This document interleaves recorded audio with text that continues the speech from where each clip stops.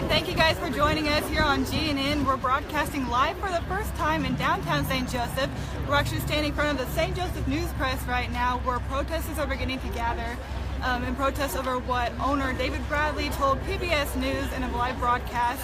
And we're here with founder of the protest, Marianne Kunkel. She's actually a professor of English at Missouri Western State University. Marianne, thanks for joining us. Of course, and I co-hosted it with two of my friends, Brooksy Cluey and Amy Miller. All right, awesome. So can you kind of tell everybody why you decided to start the protest today? I was just speaking to somebody just now, and you watch on the sidelines and get more and more upset, and I just kind of found my moment to jump in. I thought that we needed to act quickly. Living in this town, it's full of beautiful people, full of diverse ideas and opinions, and hearing him speak so homogeneously about St. Joe wasn't fair. I mean, no matter what he was saying, to use such broad generalizations, and he slipped into I. If you watch the clip, it was we and then it was I. So it was unprofessional, and I just felt like we needed to change the script, or at least add our voices to the St. Joe conversation. All right, and in the actual broadcast, he was quoted saying, "I think people are fairly well satisfied with what Donald Trump is doing now."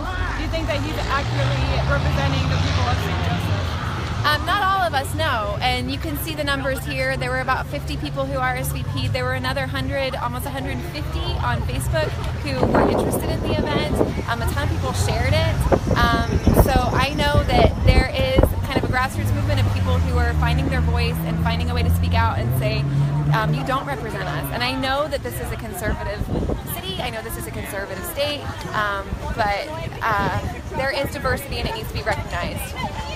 And Missouri very widely, voted for Donald Trump in the election. So you think that that had any, effect of like why he thinks that Missouri, is so conservative, and to say, that about St. Joseph too? Yeah, but there's a way to acknowledge that. Sorry. All right. It's okay.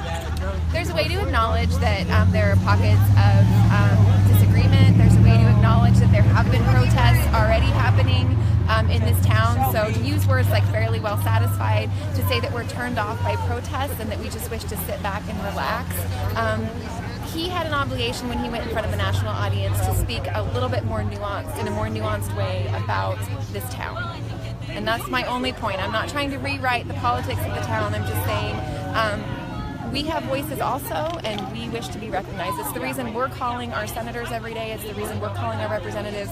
We are also constituents. We are also citizens. We are also subscribers to the news press. And he should have felt that weight in speaking about this town.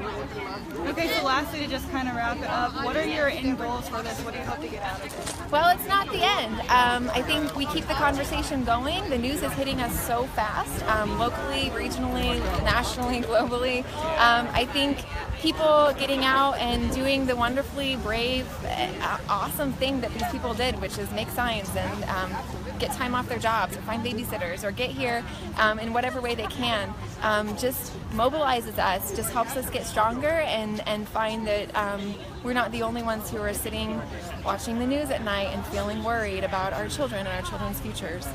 All right, thank you so much. Okay, thank you. Thanks, guys. We'll catch us again right here on Facebook Live on the next event. Thank you.